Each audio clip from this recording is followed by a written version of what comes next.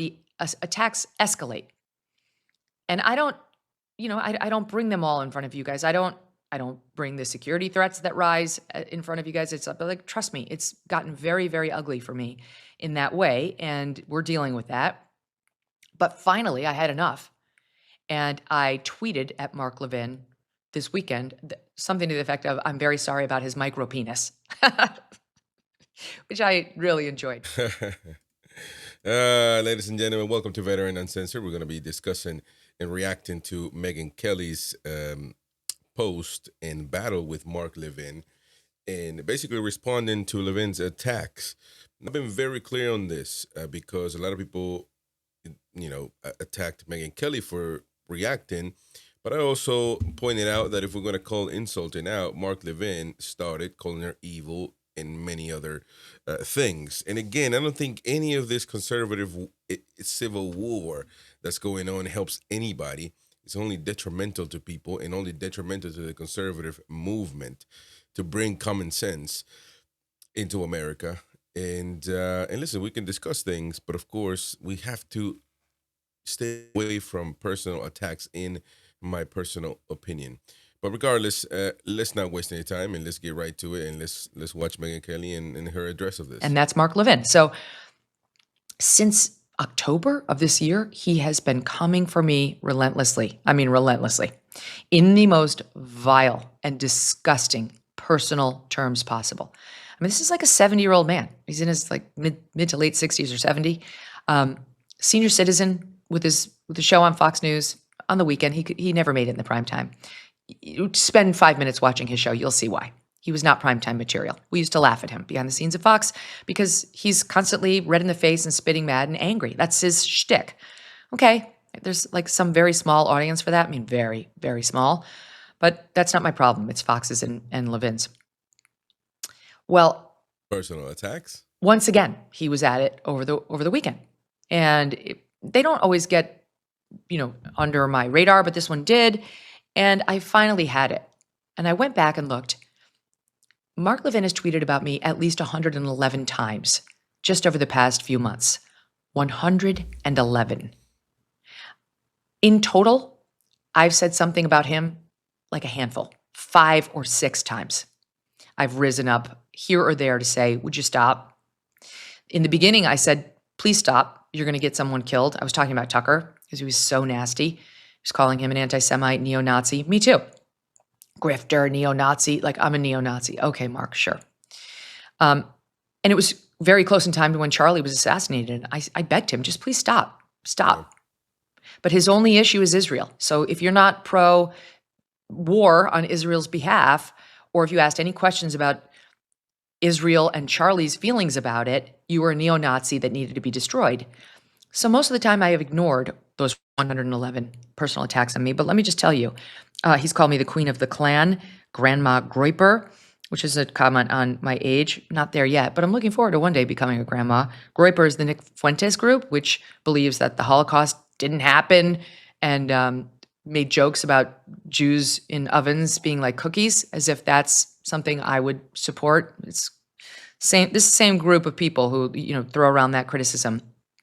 That took a mild comment I made about Nick Fuentes and why people are attracted to him, why he's gaining purchase with some by saying he's an effective communicator, and eliminated all the parts where I said, obviously, we are not talking about his comments on race or Jews or women, or none of that could ever be excused, which I made clear.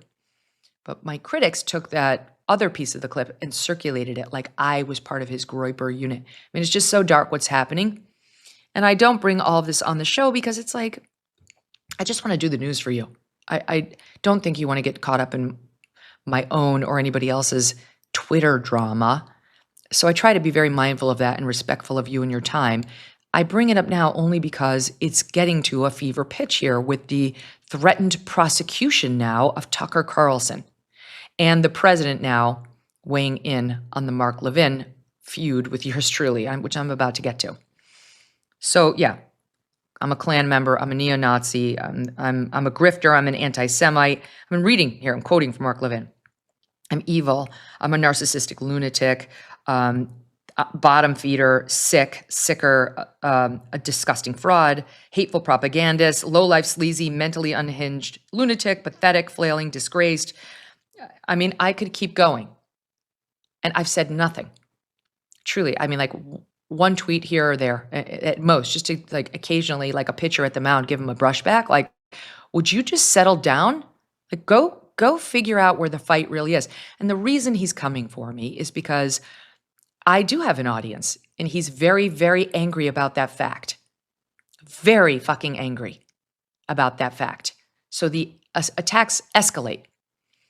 And I don't, I don't bring them all in front of you guys. I don't bring the security threats that rise in front of you guys. It's like, trust me, it's gotten very, very ugly for me in that way. And we're dealing with that. But finally, I had enough. And I tweeted at Mark Levin this weekend something to the effect of, I'm very sorry about his micro penis, which I really enjoyed. I mean, I thankfully have never had to look at it firsthand. And But by the you can way, just tell. No one. and by the way, I being neutral, being in the middle, I have called out or not called out. I have voiced my opinion against these comments by Megyn Kelly, even under her account. Saying, "Listen, have you ever seen it? Do you know this for a fact? Because I don't like the insulting and going back and forth because it helps really nothing. I like a healthy debate. That's why I really like Piers Morgan Uncensored, and." But I just thought it didn't add anything. But knowing the context, or at least her side of the story, helps a lot. To be fair, One's that angry and misogynistic, because there's been lots of misogyny in his tweets about me, like all the time. Who doesn't have that problem? And really, we should be feeling sorry for Mark Levin. We should be comforting him, because that's got to be really tough. You got to go out on the air and like try to act like you're a big swinging. And as you know, the only people who act like they have the big swinging are the ones that don't. So he's really revealed it to me against my wishes and consent, to be honest. But there it was for me to see, obviously. And so I called him out on it. And guess what? He didn't like his new nickname. Rather than dealing with it like a man by making a joke about it, whatever, ignoring it, brushing me back from the plate, he actually ran to the President of the United States. He ran to Donald Trump and had Trump send out a nice tweet about him last night, overnight. And it was a ridiculous tweet for which now the president is getting blowback because he does not have his finger on the pulse of where his party is right now, which is very unusual for Trump. This is very strange. The tweet, and it's very strange that Mark Levin couldn't fight his own battle. But like true pathetic weakling bullies, he's all bark and no bite as soon as you punch them back. And look, I'm all for taking the high road, and I did try. But after 111 tweets, increasing the security profile in my own life and attacking me in the most vile terms, I think anybody could see that I was entitled to one below the belt punch, right? When they go low, we go micro penis. That's the way it's going to be, at least insofar as that bully is concerned. And sure enough, he didn't know what to do.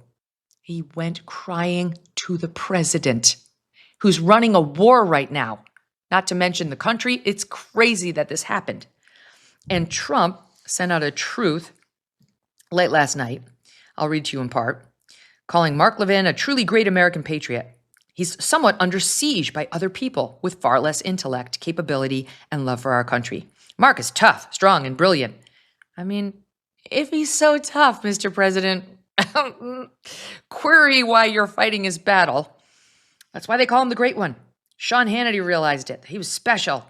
Mark's a true conservative and has intellect. He's far smarter than those who criticize him. Above all, he's a man of great wisdom and common sense who truly loves our country. When you hear others unfairly attack Mark, remember, they are jealous and angry human beings whose sway is much less than the public understands and will, now that they know where I stand, rapidly diminish. This is Trump. He firmly believes that if he criticizes you, meaning me, Tucker, or anybody, that we will have no more audience left. I mean, I have 10 years to show that's not true. Now, yet, are there some who will say, okay, the president's mad at you, I'm out? I guess so, but I feel like those people left me long ago because nobody ever thought I was a Trump sycophant. Fan, yes. Sycophant, no. And, we've sparred many, many times. Again, he's not naming me, but I think it's fair to say this is about me. It's about Tucker, and it's about some of Mark's critics on the right. Let's see. Those that speak ill of Mark will quickly fall by the wayside. So if you speak ill of Mark Levin, you will quickly fall by the wayside, as do people whose ideas, policies, and footings are not sound. They're not MAGA. I am. And MAGA includes not allowing Iran, blah, blah, blah, to have a nuclear weapon. So what he's saying is if you criticize Mark Levin, he says, those who speak ill of Mark will quickly fall by the wayside. They are not MAGA. So you cannot be part of the MAGA movement if you speak ill of Mark Levin. What is That's it? where we are. God? Jesus? That doesn't hurt me at all. I've not been part of the MAGA movement. Again, I will stay MAGA adjacent, which is where I am happily. But he is going to further destroy his own coalition if he continues with this. Oh, and by the way, then Mark Levin retweeted it. Thank you so much, Mr. President. I mean, like, that's what you do when you have a micropenis. You can't just fight your own battles, and then you have to retweet your praise for the president, trying to redeem you as not having one. I'm like, can you imagine anything more emasculating? I'm so horrified by the whole sequence of events. So now I'm just going to keep a running tally of the number of times my obsessive stalker on Fox News tweets about me. And we'll see whether it continues, because truly I think I could get a restraining order against him at this point. He is so obsessed. I mean, I have had stalkers pay me less attention than Mark Levin pays me. And I've had enough. You tell me, do I need to? All these people, who are, allegedly so upset about me insulting him physically. I mean, if the sheath fits, did they ever stand up for me? Did they ever have a problem with the vile attacks he launched against me? No, not one of them. Not one of the people trying to call me out for my terrible term, my vulgar term, had anything to say about his vulgarity against me for months now, relentless vulgarity. And by the way, I'm only talking about what he tweeted. He's devoted many, many shows to me and Tucker, Dave Smith, and others. Many. I get mentioned all the time in the most vile terms possible and to millions of people. And I've said nothing. And none of the people calling me out for my one tweet, which was, as they say, below the belt, had a thing to say. So I reject them entirely. In fact, it's been an interesting thought experiment to see where people might go, right? You are the picture of decorum. You don't believe in that kind of rhetoric, do you? Where is your tweet calling out Mark Levin? I'll wait.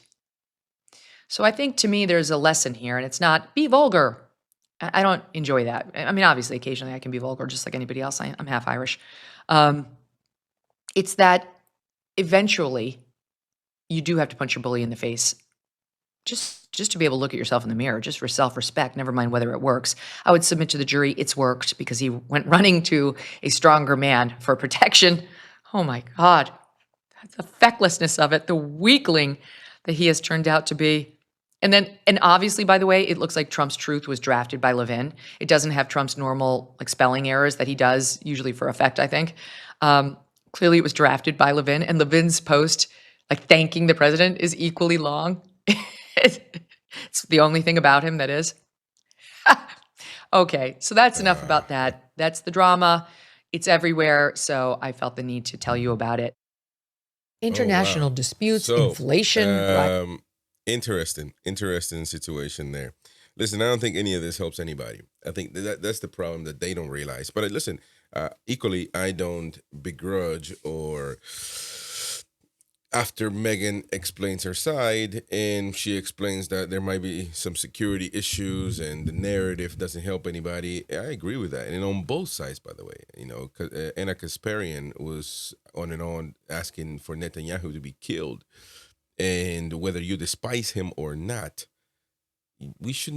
nobody should be calling for anybody to get killed or anybody to get hurt.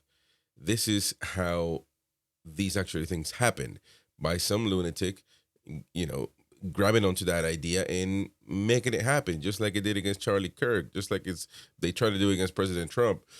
So and they've done it against also the Congress people from it was in Minnesota. Yeah, there was a thing that they killed them. We don't need this nonsense. So I actually was sort of a fan of Mark Levin, and I've liked some of his rants, no doubt about it. In a few, matter of fact, I really liked the way he spoke when the war broke out, in criticism to people criticizing the start of the war. I actually liked this rant. I showed my wife, and because I felt that as a veteran, because he was calling out this regime that killed many Americans. A lot of Americans are walking without legs, without arms, without hands, without eyes, and disfigured forever because of this heinous regime. And I felt that, and I agree with that. And there's no denying that this regime is just that and more. But the more you listen to it, the more you realize where we're at in this war, and you can bring up things to people's attention, or discuss it within just you or with somebody else about it without being an anti-Semite. And I'm starting to see that a lot now. That as soon as you know you mention something or trying to be objective on some things when it comes to Israel, that you get called an anti-Semite, and I think this is just so weak and weird. Um, but I do agree, this civil war within the conservative movement is mind-boggling. And right now, Megyn Kelly says she thinks she has enough for a restraining order on him. Um, well, that's interesting. Whether she'll do it or not, she seems like she's keen to doing it. And on top of that, as well, I will say, and I've looked at those posts by President Trump. First of all, I don't agree with Kelly. I don't think that Levin is going to be grabbing, "Let me see your phone, Mr. President," and drafting a message, a post. I don't see that. I don't. Trump is. I don't feel like Trump is that type of guy. But it was a bit odd and it was weird. I mean, President tweeting about Mark Levin, a journalist. He's no American hero. Let's be fair. And he's a journalist and host of a show on Fox. That's about it. It's not really that important. It's not really that what makes him an American hero. Just because he is a conservative and speaks on certain things and people agree with him. I don't buy that. I think that's very odd from the president to do that, especially when there is a war right now, and he needs to be figuring out a way for us to end this war and being successful at it. It's as simple as that. And I speak. Well, I shouldn't speak for anybody, but I speak as a military member, as a service member, and it is not it's not good for troops to being out there. And now that we know that more Marines are actually going over there to this area, very congested area at the moment. We're sending troops over there. Sure, there's no troops on the ground, but at this point, you can argue that they are getting ready to, if indeed they need to, or they feel like they need to. And once you put boots on the ground, then you are getting into some nasty, nasty territory. So that's my perspective from being in the military anyway. And let me know what you think in the comment section below, though. It'll be interesting to know your opinion. But yeah, I mean, this civil war, this conservative civil war needs to go away. But whoever you agree with, and I know a lot of people unsubscribing now because in the beginning of this channel, I was very, very hardcore conservative, going against nonsense, and I shall continue to do that if I see it fit. But in this particular case, it's always important to be grounded and see everybody's point of view. But let me know what you think in the comment section below. Don't forget to smash that like.